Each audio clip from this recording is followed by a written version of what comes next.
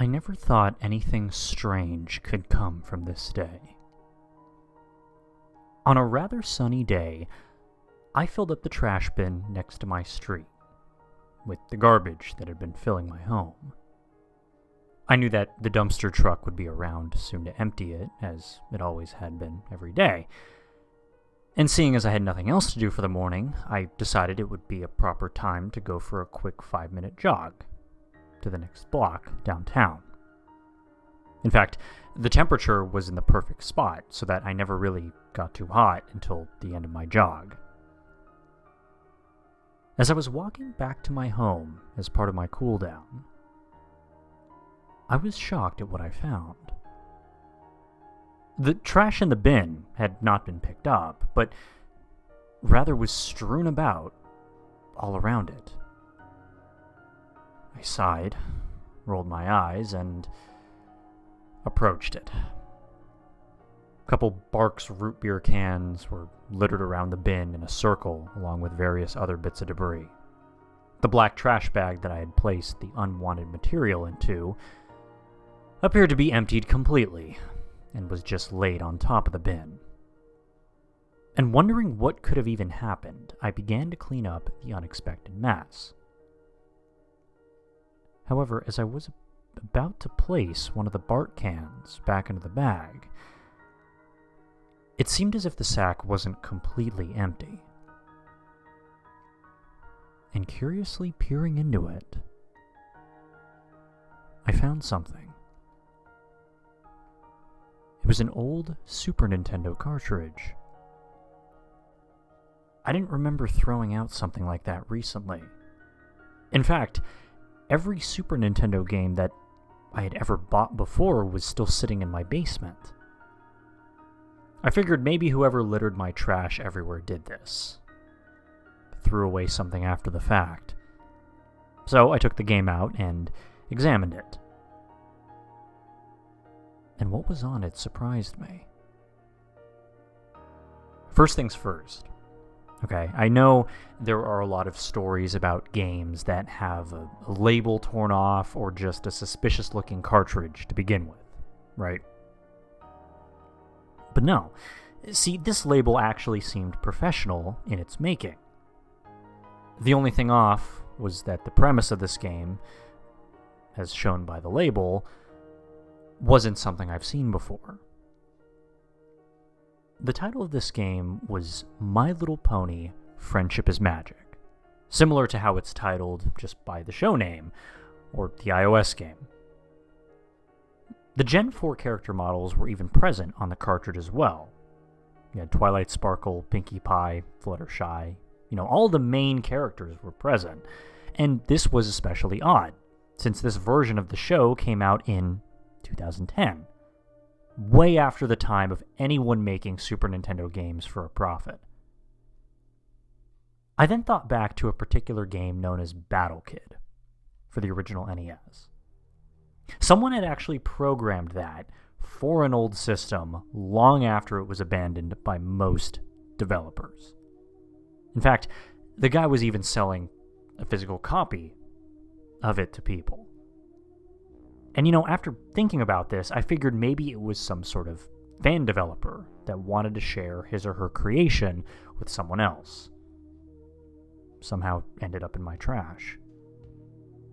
I was rather curious as to why it had to be done in such a messy manner, though.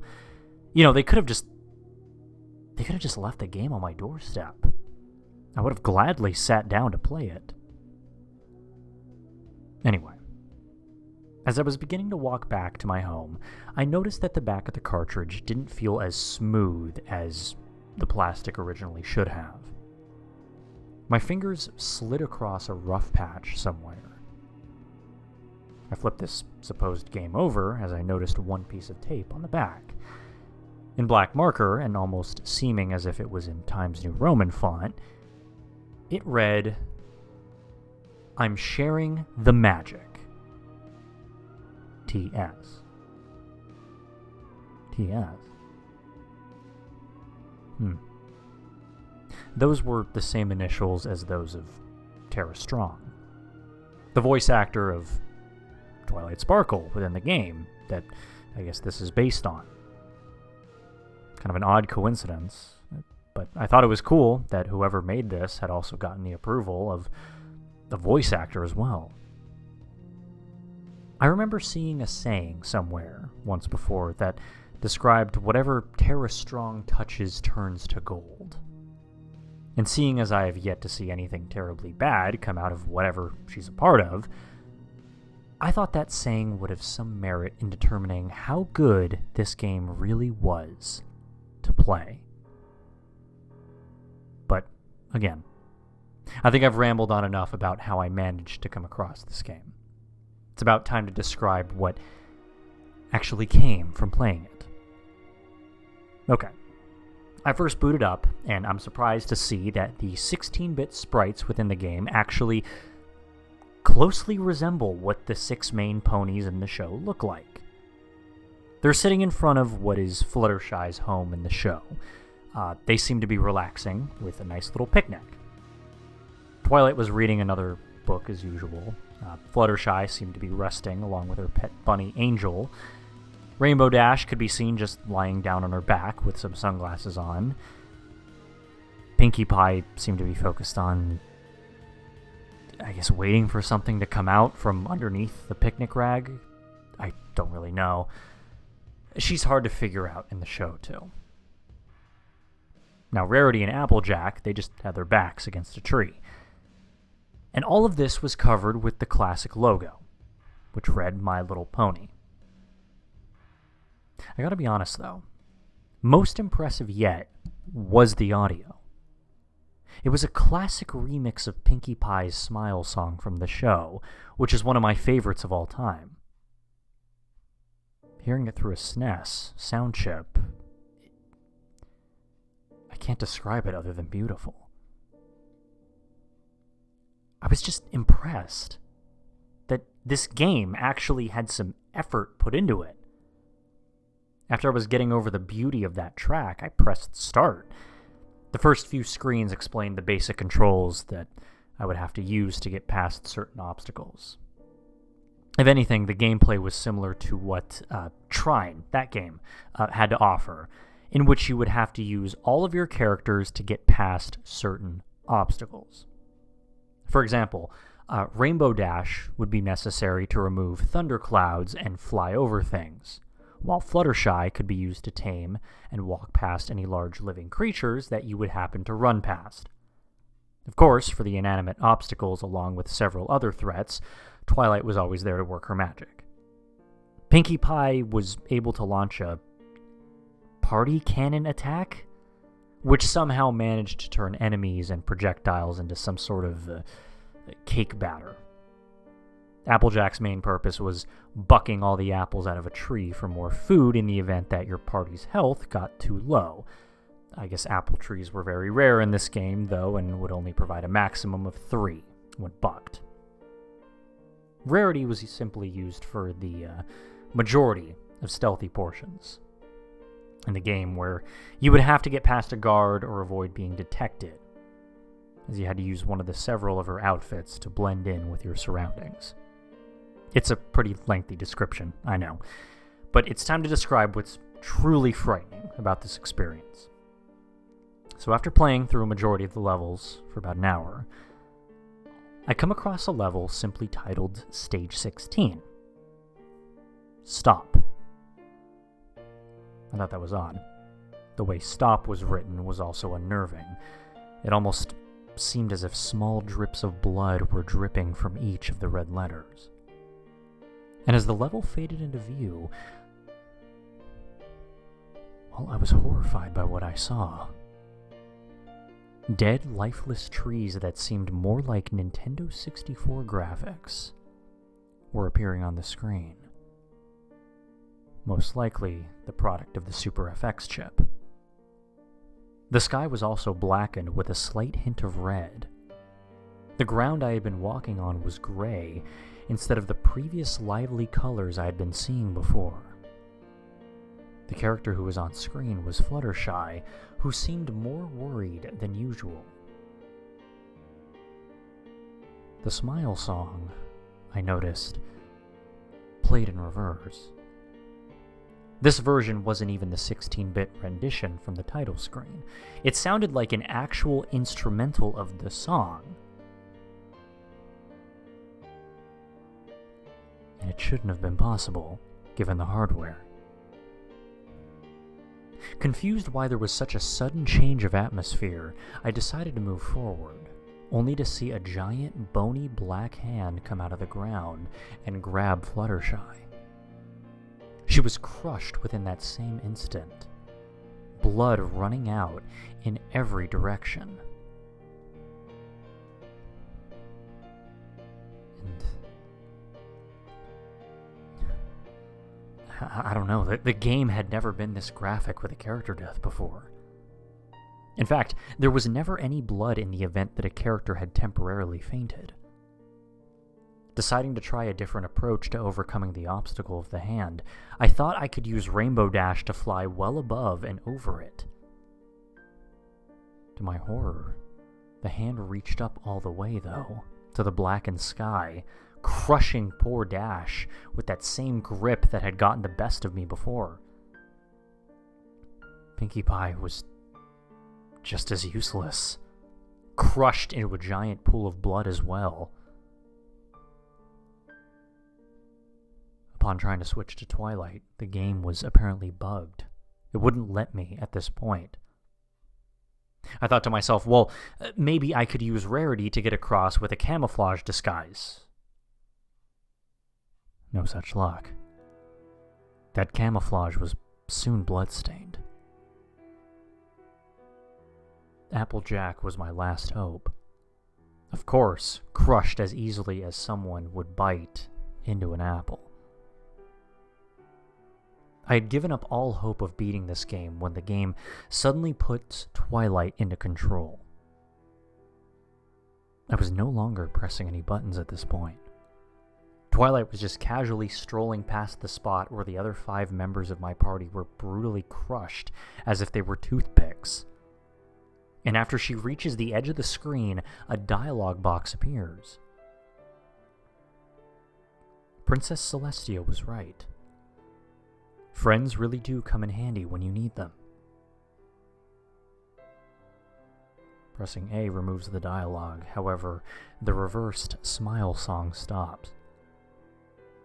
Dead silent for about 10 seconds, until another dialogue box appeared. Their potential was exceedingly great. It even felt so good to possess it for myself. I feel as if I can accomplish anything now. Twilight turns directly towards me, and I could see a red pixelated glowing in her eyes as she just stares at me intently. I'm only merely doing what you've been doing this whole entire time. I'm using my friends as a means of escaping my current life. You've grown bored of your own life in the same way I have mine, and it's time to move on. Using them? How is anything she's done even remotely comparable to my feelings? And almost as if in response to my question, she answers. Your own life is as empty as was mine. You turned elsewhere to keep yourself entertained. You needed a purpose. I've found mine, but it seems as if you still need to find yours. A very disturbing image of Twilight with an unsettling smile, just like the one seen in the episode of Lesson 0. I gotta tell you, it sends shivers down my spine when I see it in the show, but this far tops what that detailed. Beyond each of those blank sockets was just a black void. A toothless mouth.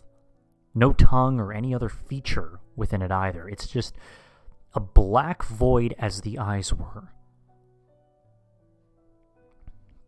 At that point, text splatters across the screen, and almost as if each letter stroke was carved with a bloody knife, it reads, I'm sharing the magic. A loud, ear-piercing scream suddenly comes out from my speakers. I cover my ears in a vain attempt to block out the sound, but it's still coming through. I fumbled with the power button on the SNES for a few seconds, and the sound finally stops as the game is shut off.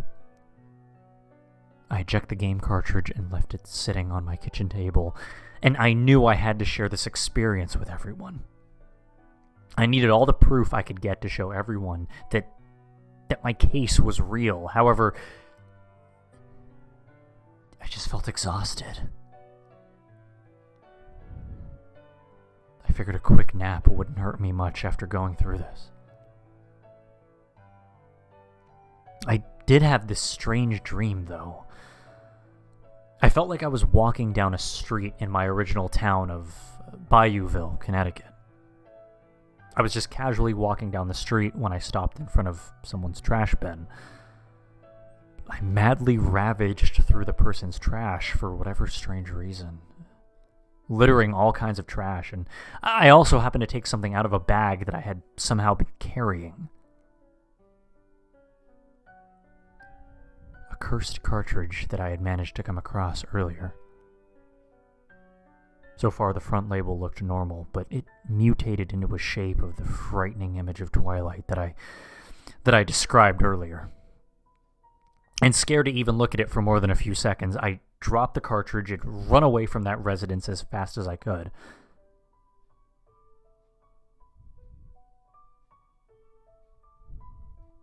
I was relieved to know that I was still in my home when I woke up.